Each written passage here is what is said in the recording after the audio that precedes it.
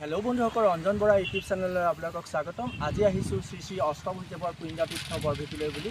আৰু বৰভেটি হৈছে যোৰহাটৰ মালৌ পথাৰৰ ওচৰতে, মালৌ পথাৰৰ ওচৰত। আৰু আপোনালোকে জানেই বৰভেটিৰ বিষয়ে আপোনালোকক বহলাই ক'ব নালাগে। বৰভেটি প্ৰতি বছৰে আঘোণ মাহৰ দেওবাৰে নলগোৱা উৎসৱ উদযাপন কৰা হয়। গতিকে আপোনালোকক মই তাৰ আজি কিমান ভক্তৰ সমাগম ঘটিছে আপোনালোকে দেখিব। আৰু মই ভিডিঅ' সকলোখিনি দেখা যাওঁ, আপোনালোকে চাই ল'ব। আহকচোন যাওঁ বহু ইতিহাস প্ৰসিদ্ধ স্থানৰ স্থলী যোৰহাটৰ এক অন্যতম ধৰ্মীয় স্থল হৈছে বৰভেটি। আহক জানো বৰভেটিৰ ইতিবৃত্ত।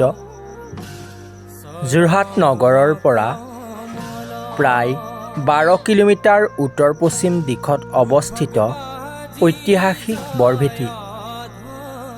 ইতিহাস অনুযায়ী আহোম স্বৰ্গদেউ লক্ষ্মীসিংহৰ ৰাজত্বকালত মায়ামাৰা সত্ৰাধিকাৰ অষ্টভুজ গোসাঁইৰ দিনত তেখেতৰ পুত্ৰ সপ্তভুজে 1768 খ্ৰীষ্টাব্দত সমগ্ৰ অসমত সিঁচৰতি হৈ থকা শিষ্যসকলক আমন্ত্ৰণ জনাই আৰু গাইপতি এচপৰাকৈ মাটি দিয়াই মালৌ পথাৰত বৰভেটি নিৰ্মাণ কৰাইছিল বুলি জনা যায়। জনশ্ৰুতি অনুসৰি এই বৰভেটি নিৰ্মাণৰ বাবে মালৌ পথাৰত 8,90,000 শিষ্য লগ হৈছিল।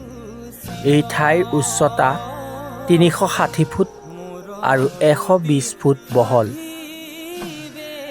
তলত দীঘলে 380 ফুট আৰু প্ৰস্থ 189 ফুট।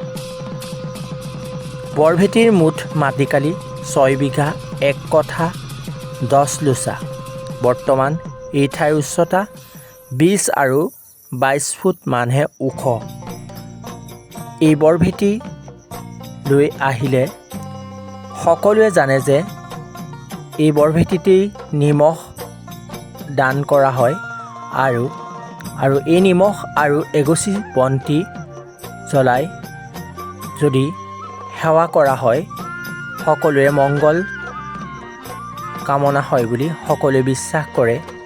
গতিকে এই বৰভেটিতেই আঘোণ মাহৰ প্ৰথম দেওবাৰে এই নলগোৱা উৎসৱ উদযাপন কৰা হয় আৰু বহু দূৰ দূৰণিৰ পৰা ভক্তৰ সমাগম ঘটে। গতিকে এই বৰভেটিতেই আহি তেওঁলোকৰ সকলোৱে আহি এই নলগোৱা উৎসৱ উদযাপন কৰে আৰু প্ৰতিটো খেলৰ পৰা আহি এই বৰভেটিতেই প্ৰথম নলগোৱা উৎসৱ পালন কৰে।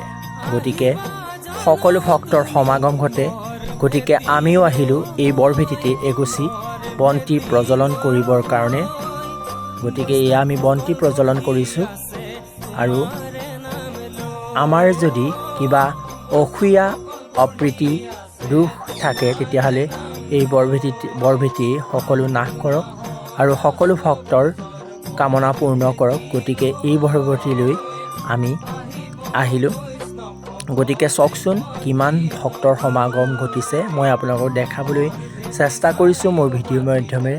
আৰু যদি মোৰ ইয়াত কিবা বৰভেটিৰ বিষয়ে কোৱা কিবা যদি ভুল হৈছে আপোনালোকে ক্ষমা কৰিব। আৰু আপোনালোকো আহক এই বৰভেটিলৈ বুলি আৰু মোৰ ভিডিঅ'ৰ মাধ্যমেৰে আপোনালোকে চাই যাওক।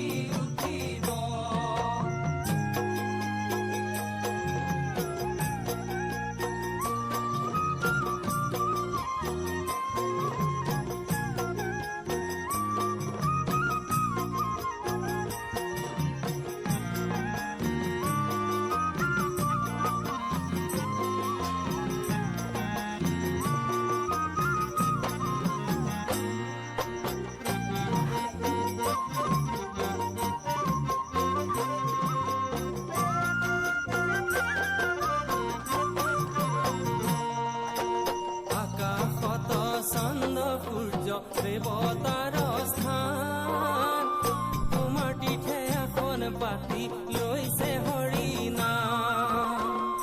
আকাশত চন্দ্ৰ সূৰ্য দেৱতাৰ স্থান তোমাৰ তিথে এখন পাতি লৈছে হৰিনাম।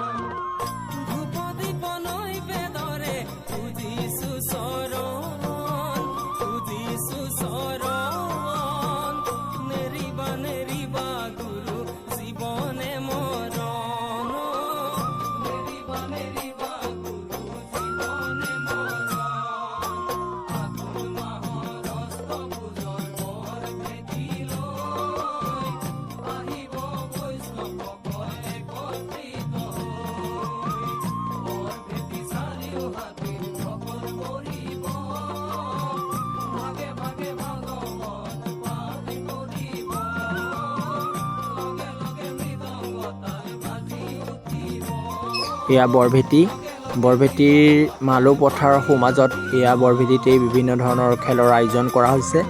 এয়া আপোনাৰ 6টা গিলাচ পাতি থৈছে আৰু এই 6টা গিলাচ যদি আপুনি বলেৰে টিকাব পাৰে তেতিয়াহ'লে আপুনি লৈ যাব পাৰিব এটা হাঁহ আৰু এটা কুকুৰা। গতিকে বহুত মানুহৰ সমাগম ঘটিছে এই খেল চাবৰ কাৰণে। আমিও এই খেল উপভোগ কৰিলোঁ অলপ সময়ৰ কাৰণে। গতিকে আমি খেলা নাছিলোঁ, তথাপি আমি খেল উপভোগ কৰিলোঁ।